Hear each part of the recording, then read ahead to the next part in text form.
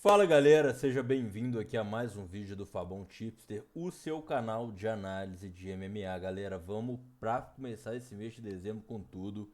O UFC 310, né? Alexandre Pantoja defende o cinturão aí do peso mosca contra o japonês Kai Asakura, que é o atual campeão do Rising, né? Então esse intercâmbio de eventos.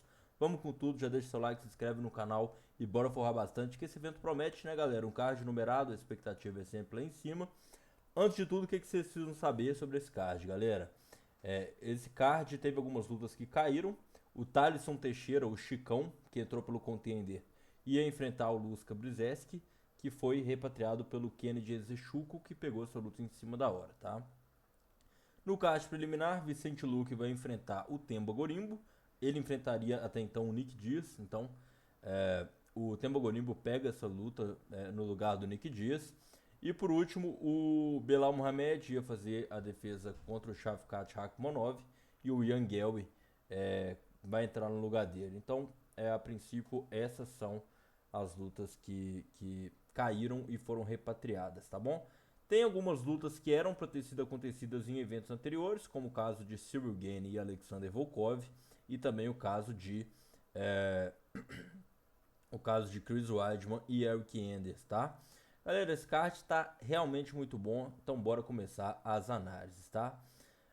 Galera, o Kennedy Nzechukwu contra o Lucas Brzeski, eu realmente não gostava muito de apostar no Kennedy Nzechukwu, porque eu achei a performance dele contra o Ovin Sampru, que já era um veterano, mais de 40 anos, muito abaixo do nível da categoria. Mas, querendo ou não, ele é um cara que tem um certo poder de nocaute, é um cara rodado, é um cara que, inclusive, já nocauteou o Carlos Zulberg, que é duríssimo, né?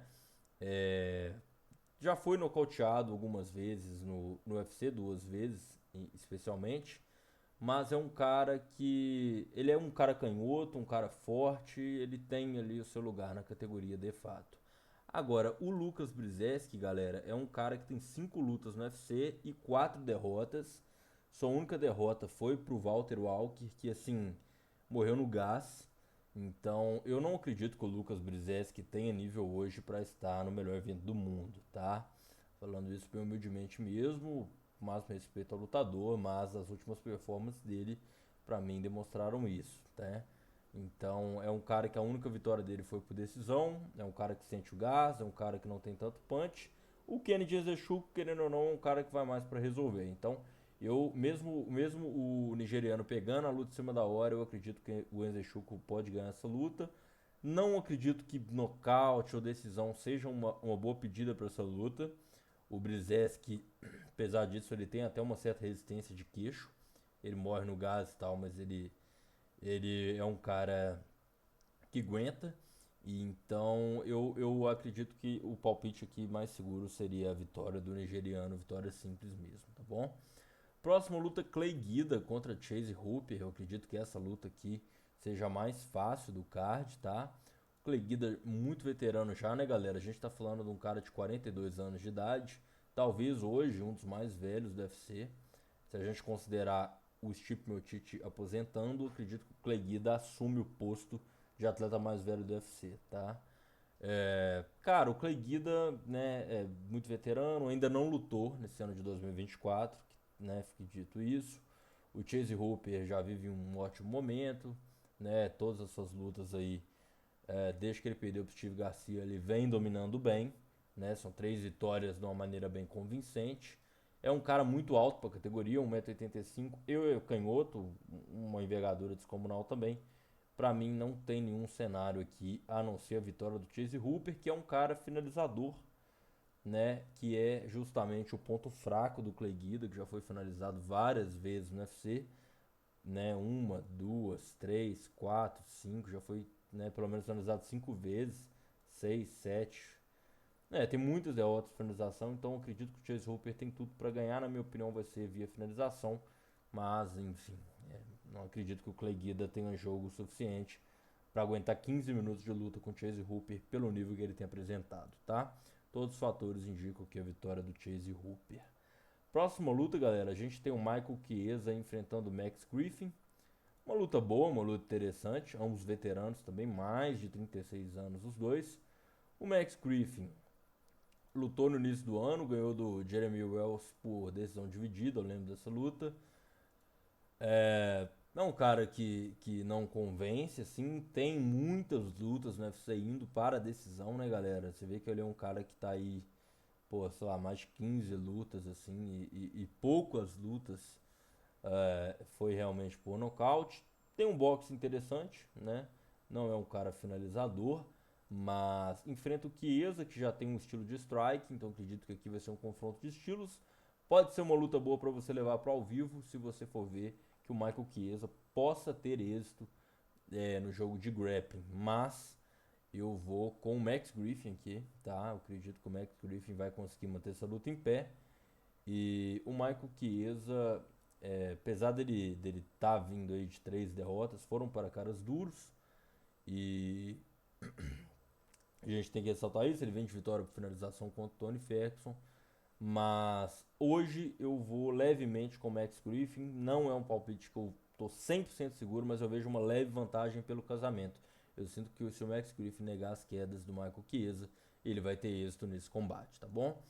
Corey Durden contra Joshua Van, uma luta boa aí, né, galera, do peso mosca, né? Peso mosca aí que vai estar com o cinturão à prova hoje. Hoje que eu digo, né, no dia do evento. Mas enfim, o Joshua Van, galera, é um cara muito interessante porque ele chegou no UFC com 3 vitórias seguidas, né? E aí ele perdeu pro Charles Johnson, uma luta tava muito equilibrada. O Joshua Van tinha perdido o primeiro round, ele venceu o segundo. No terceiro ele começou bem, mas acelerou demais, afobou, tomou um contragolpe e acabou sendo nocauteado. E aí ele que vai fazer a sua quarta luta no ano, então o cara tá num ritmo insano. Ele contra o Edgar Chaires, que foi no UFC Note, não sei se vocês se recordam, ele fez uma guerra, ele perdeu o primeiro round, assim, papo de quase ser nocauteado, mas depois teve uma reviravolta fulminante. No segundo e terceiro round ele foi muito bem. O Corey Durden tem uma derrota aqui recente para o Bruno Silva, o Bulldoguinho, muito parecida com a derrota do Joshua Van contra o Charles Johnson. Ele estava bem na luta, estava até melhor, estava ganhando, mas também tomou, foi no mesmo golpe, né? Foi um gancho, tomou um gancho e um upper, na verdade, né, no queixo e acabou sendo nocauteado. Ele que vem de vitória por submissão contra o Matt Skinnell, né? E, cara, eu acredito que neste confronto aqui, o Joshua Van, ele pode ter êxito se ele manter a luta na parte da trocação. Eu realmente acredito aqui que o Joshua Van vença este combate. Uma luta muito equilibrada, mas eu vou nesse momento do Joshua Van fazendo sua quarta luta no ano. Eu acho que essa luta vai ser de trocação. O Joshua Van é um cara baixo, assim, no sentido de ter um centro de gravidade menor. Então, mesmo que o Corey Durden tenta manter essa luta indo para uma expectativa de grappling e tudo mais, o Joshua Van vai conseguir desvencilhar e manter essa luta em pé e trocar de igual para cima. E, pô, essa luta vai ser boa. Então, eu tô com o Joshua Van aqui. Próxima luta, Chris Weidman contra o Eric Enders, né, galera? Luta aí válida pelo na verdade está peso combinado aqui, eu não sei o que houve, mas até então essa categoria era para ser disputada até, né, no peso médio, 84 quilos, um cara de 40 contra um de 37. Cara, eu não vou ficar fazendo muita ginástica mental aqui com vocês. É uma luta de dois caras veteranos que vão ficar ali fazendo lutas medianas até se aposentar. Acredito que essa luta mais 1,5 rounds é uma excelente opção. A luta chegar até o fim, muito provável também, tá? Agora eu acho que o Chris Weidman é um cara melhor lutador, no sentido de ter mais repertório, ter mais opções, é um cara que é ex-campeão. Então, assim, hoje eu estaria com o Chris Weidman, apesar de eu não ter gostado da performance dele contra o Bruno Blindado. É um cara que tem mais alcance, é um cara que, como eu disse, já enfrentou caras mais tarimbados. Então eu vou com o Chris Weidman aqui e acredito que inclusive o Chris Weidman pode surpreender nessa luta botando pra baixo, tá? Se der ruim na parte da trocação. Por isso que eu acredito que vale a pena vir no Chris Weidman aqui, por esse quê de ter mais repertório, tá bom? Galera, fim do card preliminar e aqui eu já peço para você deixar o seu like, se inscrever no canal, se possível comentário, e se este vídeo tiver 30 comentários, vai ter bingo lá no meu canal gratuito do Telegram, galera. O link tá na descrição, não deixe de acompanhar, tá? Randy Brown contra Brian Battle aqui, galera. A gente luta pelo peso meio médio, ou seja, até 77 quilos, né? Então vamos com tudo. Randy Brown, um cara muito alto para a categoria. O Brown Battle não é baixo também, tem 1,85, inclusive a envergadura de ambos na margem de erro são proporcionais. Mas o que eu vejo dessa luta aqui, galera? A performance do Brown Battle para mim nesse último UFC Paris foi muito boa. Ele tirou o Kevin Jousset, que é um cara muito bom para nada, né? O Brown Battle é um cara que, né, vem numa crescente no UFC, perdeu pro Rinat Fakreti de 9, mas desde então está numa excelente sequência. Vai fazer sua terceira luta no ano.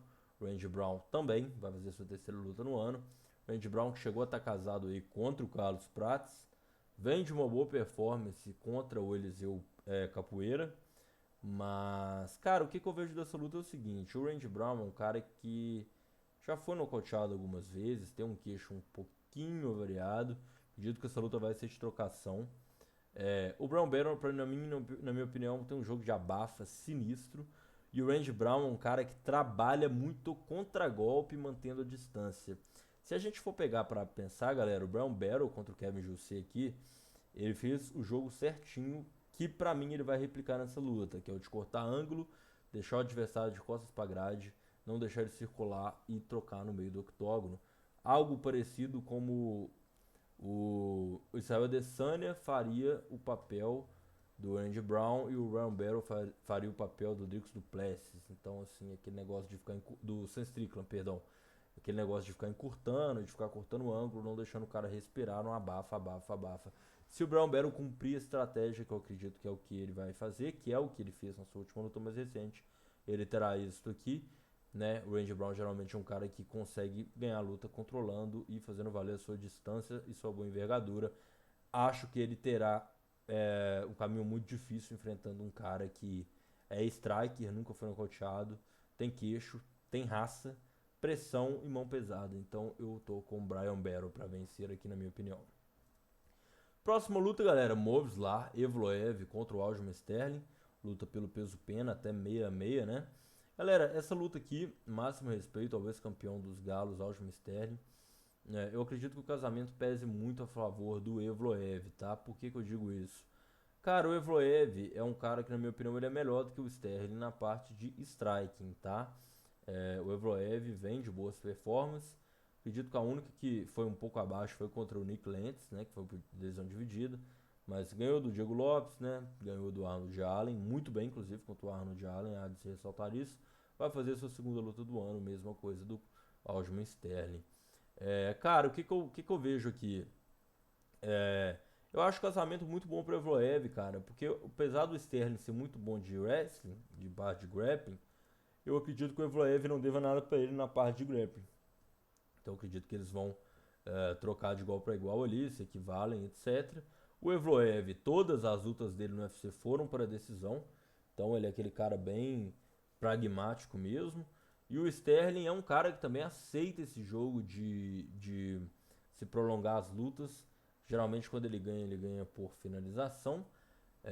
Apesar de ter, né, apenas uma vitória por nocaute, que foi contra o TJ Dillashaw, mas foi num grande pound ali. Então eu acredito que o Aljamain Sterling terá dificuldades nesse jogo de grappling contra o russo. E o russo impere, tem tudo para cozinhar, levar essa luta para decisão. Eu não vejo outro cenário para essa luta a não ser isso. Vou ficar muito surpreso se o Sterling ter êxito na parte de grappling aqui contra o Evloev. Então eu acredito que o Movslar Evloev seja o favorito aqui para esse confronto e deva vencer. Vicente Luque e Themba Gorimbo, galera. Essa luta, o Vicente Luque enfrentaria o Nick Diaz. O Themba Gorimbo é um cara que vem para fazer sua quarta luta no ano. Então é um cara que vai pegar essa luta em cima da hora. Ele estreou contra o AJ Fletcher, né, que nem tá mais no UFC, acabou sendo finalizado, mas depois disso 24 performances dominantes. O Vicente Luque, galera, é um cara que eu não gosto muito de apostar nele, porque ele é um cara que teve uma concussão cerebral, né? E parece que isso tem afetado ele um pouco.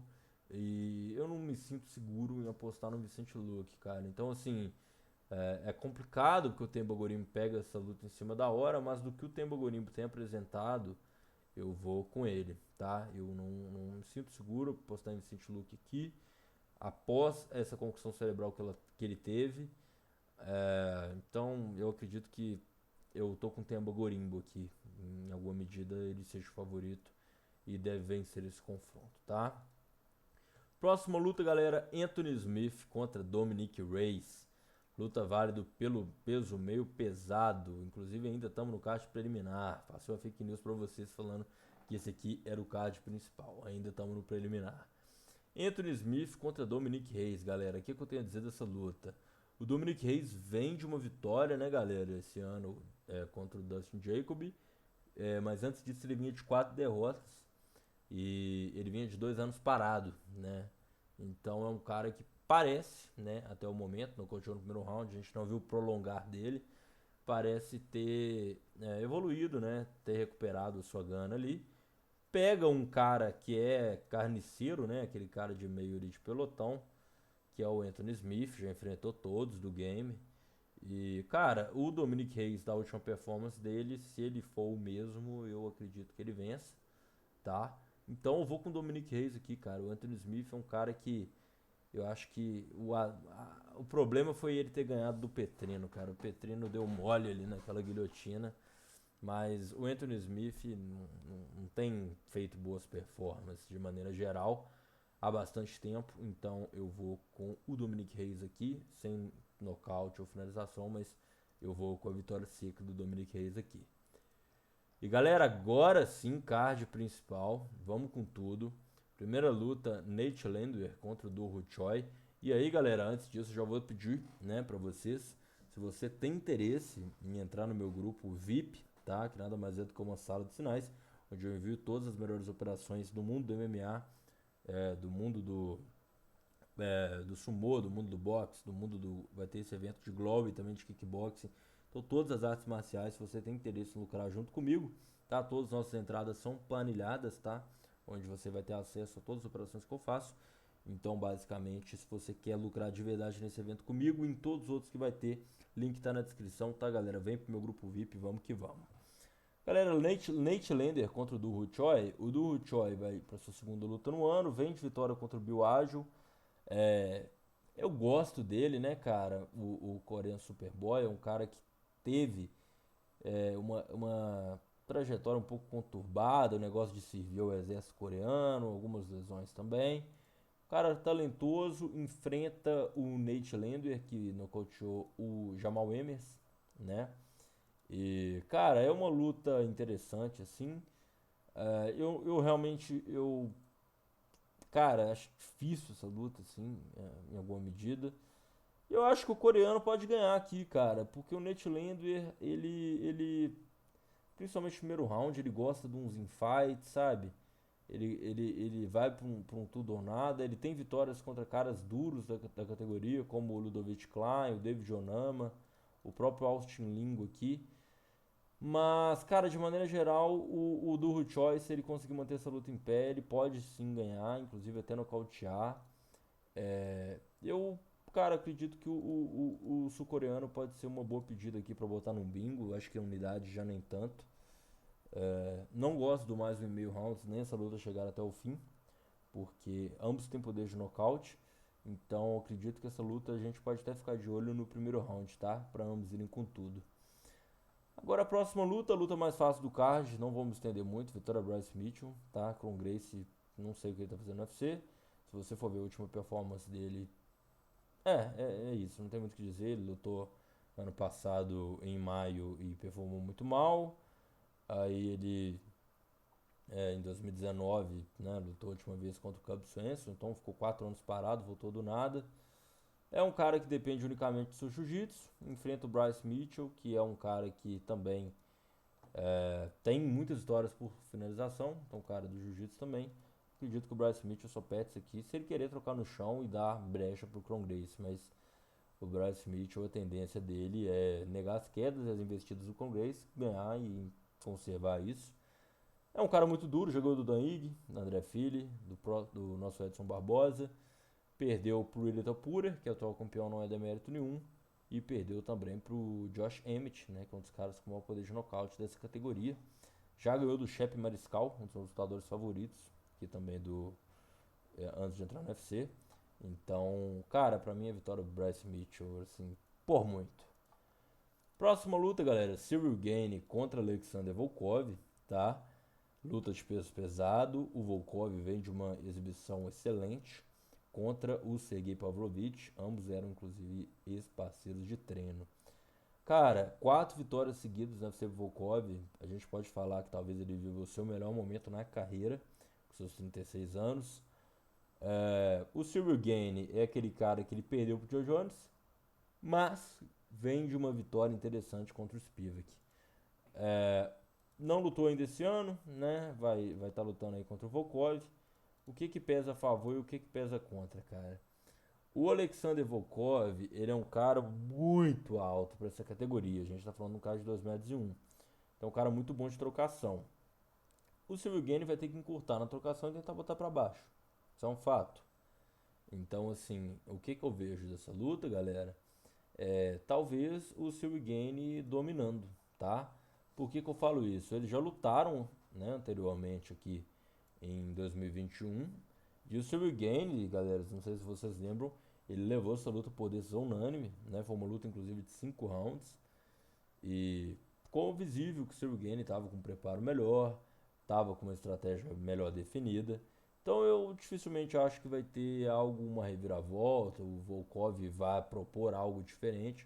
O Volkov vai tentar acertar a mão dele, que é pesada, manter a distância, que ele tem mais envergadura. É isso. Agora, o Cyril Gane tem totais capacidades de chegar perto e encurtar contra o Volkov, que é um cara muito grande, mas isso faz ele ficar um pouco mais lento. Então, nesse sentido, eu estou aqui com o francês Cyril Gane para ganhar essa luta, tá bom, galera? Acredito que o mais 1,5 rounds possa ser interessante, até o mais 2,5. É uma tendência que houve na luta entre eles, pelo menos na última. Então, é um bom palpite também. Shavkat Rakhmonov contra Yangel. Cara, luta boa. Dois invictos, 15-0, 18-0. Um vai cair, tá empolgado com essa luta. O Shavkat ia enfrentar o Belal Muhammad, que lesionou o dedo, né? Então essa luta vai valer, salvo engano, o cinturão interino, né, da categoria do peso meio médio até 77. O Yangel, como eu disse, invicto, né, 15-0. Ele que estava inclusive treinando aqui no Brasil no shootbox, né? Ele é casado com a brasileira. Ele vem de vitórias todas dominantes até pegar o Michael Venom Page, né? Onde ele poderia ter perdido ali, né? Ganhou o terceiro round numa mochilada ali, ficou cozinhando. Muita gente achou que não. Contra o Goff New, né, galera? O Goff New deu muito trabalho pro Yangel. E aí, né, abriu aquela margem, né, da gente ficar pensando, pô, estranho, hein? Muita gente, inclusive, viu a vitória do Goff New. E qual que é o problema disso, galera? O Shavkat, quando ele pegou o Goff New, ele conseguiu finalizar. Deu trabalho também, mas no terceiro round o Rakhmonov pegou.